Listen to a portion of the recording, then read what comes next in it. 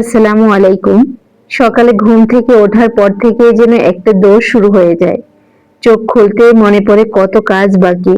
বিছানা গুছানো, ঘর ঝাড়ু দেওয়া, রান্নার প্রস্তুতি, সকালের নাস্তা তৈরি সবকিছু একসাথে মাথায় ঘুরতে থাকে।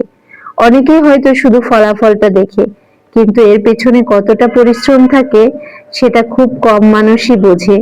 একটা ঘর পরিপাটি রাখতে কতবার ঝাড়ু দিতে হয়, কতবার জিনিসপত্র গুছিয়ে রাখতে হয়, কতবার কাপড় ধুতে হয়, কতবার বাসন মাজতে হয়, এসবের কোনো শেষ নেই। তারপর শুরু হয় অফিসের দায়িত্ব, কর্মস্থলে গিয়ে নিজের কাজ ঠিকভাবে করা, সময় মতো সবকিছু ঠিক শেষ করা, সহকর্মীদের সাথে তাল মিলিয়ে চলা, এটাও কিন্তু কম চ্যালেঞ্জের নয়। সারা দিন কাজ করার পর যখন বাড়ি ফেরা হয়, তখনও কিন্তু কাজ শেষ হয় না। বাড়িতে ফিরে আবার রান্নাঘরে ঢুকতে হয়, রাতের খাবার তৈরি করতে হয়, বাসন পরিষ্কার করতে হয়, পরের দিনের জন্য কিছু প্রস্তুতিও রাখতে হয়। এর মাঝে কাপড় ধোয়া, শুকাতে দেওয়া, ভাঁজ করে গুছিয়ে রাখা, সবই করতে হয়।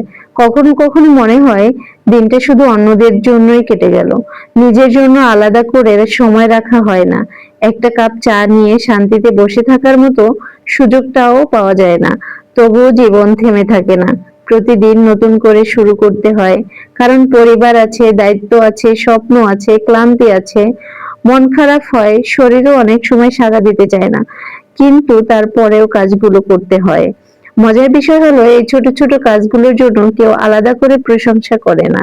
ঘর পরিষ্কার থাকলে সেটা স্বাভাবিক মনে হয়, রান্না তৈরি থাকলে সেটাও স্বাভাবিক মনে হয়, কিন্তু এর পিছনে যে কতটা সময়, শ্রম, ভালোবাসা থাকে সেটা অনেক সময় অদৃশ্যই থেকে যায়। একটা পরিপাটি ঘর, গরম খাবার, পরিষ্কার কাপড় এসব নিজে নিজে হয় না, এর পিছনে থাকে কারো না কারো উম পরিশ্রম। আর সেই পরিশ্রমের গল্পগুলো বেশিরভাগ ক্যামেরার আড়ালেই থেকে যায়।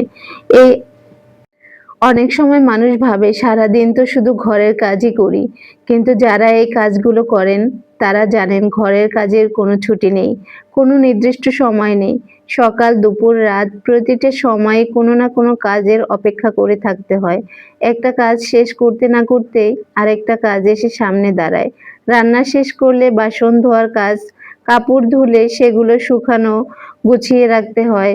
ঘর পরিষ্কার করলে আবার কিছুক্ষণ পর নতুন করে অগোছালো হয়ে যায়, যেন চলতেই থাকে। এর মাঝেও সবার খেয়াল রাখতে হয়, কে খেয়েছে, কার কি দরকার, কার শরীর কেমন, কোন জিনিস ফুরিয়ে গেছে সবকিছু মনে রাখতে হয়।